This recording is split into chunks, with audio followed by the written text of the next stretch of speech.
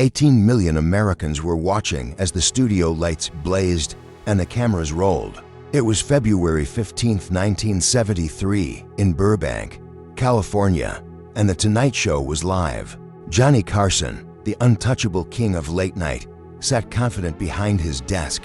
His guest, Muhammad Ali, the most famous athlete on earth, had been here before, funny, charming, unstoppable. But this time was different. 22 minutes in, Ali would stand up, walk forward, and say something that would freeze the studio, shock America, and change television history forever. About 22 minutes into the interview, Ali stopped joking. He stood up from the couch and slowly walked toward Johnny's desk. The audience gasped. Ed McMahon froze. In the control room, producers panicked. This wasn't planned. This was live television, and no one knew what would happen next. Ali stopped right in front of Johnny, and the studio fell into complete silence. "Johnny," Ali said, "do you know what I really am?" Johnny didn't answer. "I'm a black man in America," Ali continued, "the most famous athlete in the world, and still, half this country looks at me like I'm less than human. I need you to understand that. I need America to understand that, because until you do, nothing changes." The room felt frozen in time.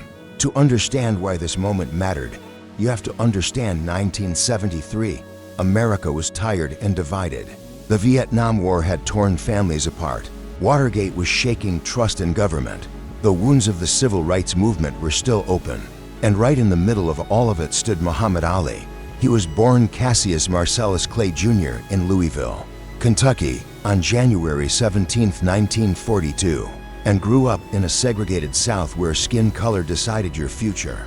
Boxing became his way out. By 22, he was heavyweight champion of the world. By 25, he had changed his name, embraced his faith, and refused to fight in Vietnam. That decision cost him his title, his license, and years of his career. They called him a traitor, but Ali never backed down. By 1973, the Supreme Court had cleared him, and he was back in the ring. Still, the scars were there, and so was the anger. That's what he carried onto The Tonight Show that night. Johnny Carson came from a different world.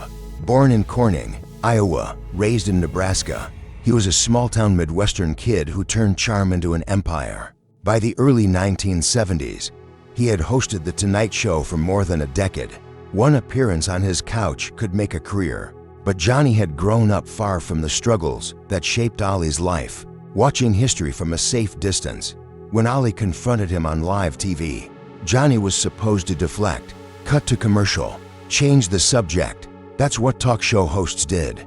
But instead, Johnny set down his pencil, pushed his notes aside, and said four simple words, "Help me understand."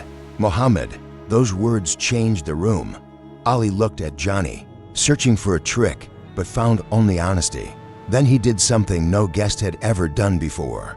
He walked around the desk, pulled up a chair, and sat beside Johnny, not as a performer, but as a man telling the truth. Ali talked about winning an Olympic gold medal in 1960, standing proud on the podium, then coming home and being refused service at a restaurant in his own country. "A gold medal around my neck, and I still couldn't get a hamburger," he said. He talked about the threats, the pressure, the exhaustion of having to prove every day that he deserved to be treated like a human being. Johnny listened. Then he spoke about growing up in an all-white town, about thinking he understood because he watched the marches on TV.